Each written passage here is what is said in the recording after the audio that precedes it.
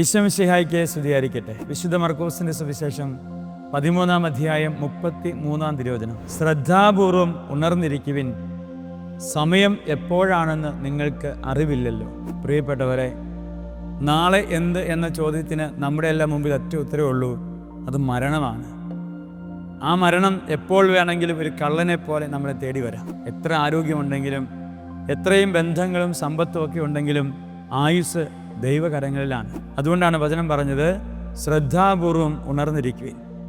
Calvary കുരിശിലേക്ക് പോകുന്ന ഈശോനാഥൻ തൻ്റെ പ്രിയപ്പെട്ട ശിഷ്യന്മാരോട് പറഞ്ഞ മനോഹരമായൊരു പ്രാർത്ഥനയുണ്ട്. മക്കളെ, 1 മണിക്കൂർ നിങ്ങൾ എന്നോടൊപ്പം ഉണർന്നിരുന്ന് പ്രാർത്ഥിക്കുവിൻ. ഇതാ സമയം തീരാൻ പോവുകയാണ്. അതുകൊണ്ട് ഈ ഉണർവിൻ്റെ പ്രാർത്ഥന നമുക്ക് ആവശ്യമാണ്. ഈ ശ്രദ്ധയുടെ പ്രാർത്ഥന നമുക്ക് ആവശ്യമാണ്. ജീവിതം ഇങ്ങനെ ഉറങ്ങി വിശ്രമിക്കേണ്ടവരല്ല നമ്മൾ. അശ്രദ്ധമായി ജീവിച്ചു തീർക്കേണ്ടവരല്ല.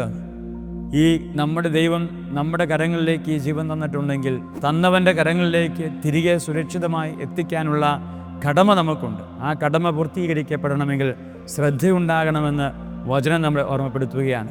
മരണത്തെ ധ്യാനിച്ചുകൊണ്ടും പ്രാർത്ഥിച്ചുകൊണ്ടും ജാഗ്രതയോടെ ഈ കാൽവരി യാത്ര പൂർത്തിയാക്കുവാൻ ഈശോയെ ഞങ്ങളെയും അനുഗ്രഹിക്കണമേ.